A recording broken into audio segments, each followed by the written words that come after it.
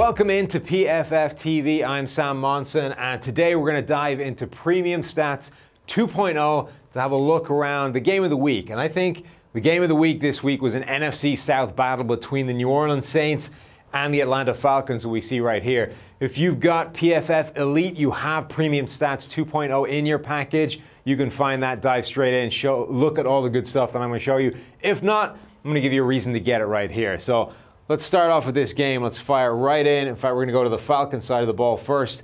Their offensive summary, you can see there the entire game is divided up into these reports that you dive into. And here we can go right into the grades. The first guy I want to focus on, Calvin Ridley, the rookie wide receiver for the Atlanta Falcons, the best graded player on offense for the Falcons. Matt Ryan, number 2, Mohamed Sanu, Julio Jones. With a game that became this much of a shootout, it is not much of a surprise to find all the top grades populated by receivers.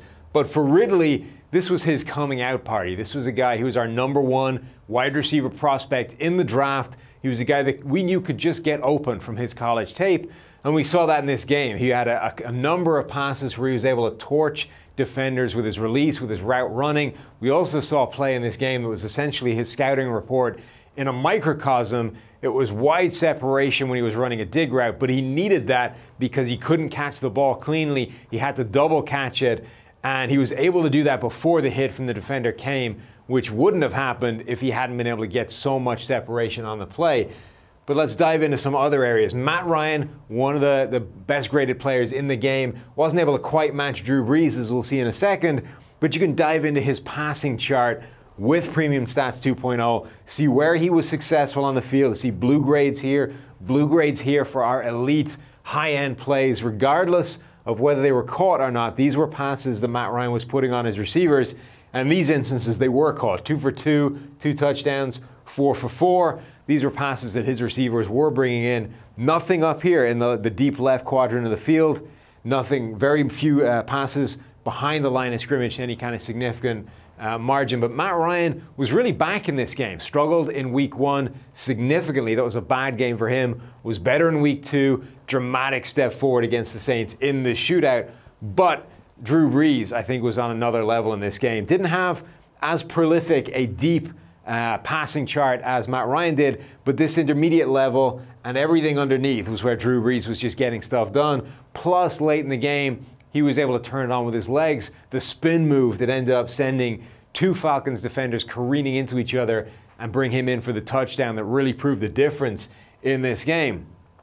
The other player that I want to talk about is Michael Thomas, the receiver and slot receiver sometimes for the New Orleans Saints, who is setting a phenomenal pace when it comes to receptions. He has 38 receptions now through 3 games. That puts him 11 receptions ahead of the pace to break the all-time single-season reception record, which is 143, still set by Marvin Harrison way back when. Another 10 catches for Michael Thomas in this game, catching all 10 of his targets for 129 yards, 6 first downs. And you can see here, break down who he did it against. So we highlighted heading into this game that Michael Thomas from the slot against Brian Poole, the Falcons slot corner, could be a major mismatch. This 35-yard reception, I think, happened on the first pass of the game for the Falcons. Then the Falcons came up with a bunch of different ways of putting guys on Michael Thomas rather than leaving Brian Poole on him one-on-one all game. And it really didn't have the desired effect. Most of these other guys, as you can see by the orange, the yellow grades, had their problems as well as Brian Poole did. The only guy really that had any kind of success against him was DeMonte Casey, and even then he caught both passes for 19 yards. So this was really one of the stories for the game for the Saints. They were able to exploit this matchup, get some very significant production out of Michael Thomas, who was one of the best receivers in the game, one of the best slot receivers in the game, and a massive mismatch in this encounter. The one last report I want to take you through is one that people don't spend a lot of time on, but I think is one of the strengths of PFF, and it's the special teams report. Special teams summary here, because PFF watches and grades every single special teams play as well as every single play on offense and defense, and we are grading things beyond just who is making special teams tackles. When you hear about special teams aces, it's because they rack up those special teams tackles, and that's really all anybody can tell you about how guys performed on special teams.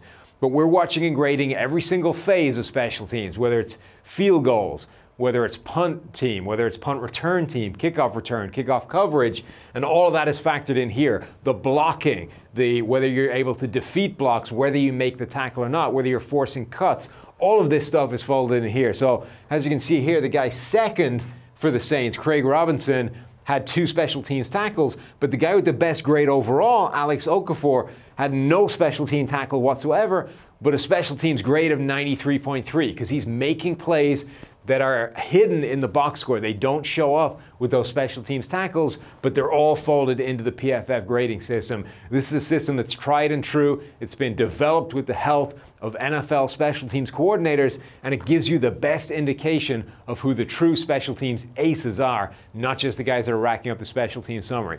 So dive in, get yourself your PFF Premium 2.0, get your Elite package. You will be able to dive into any of these 14 different reports for any game that's gone live over the course of the NFL week, and any week, in fact.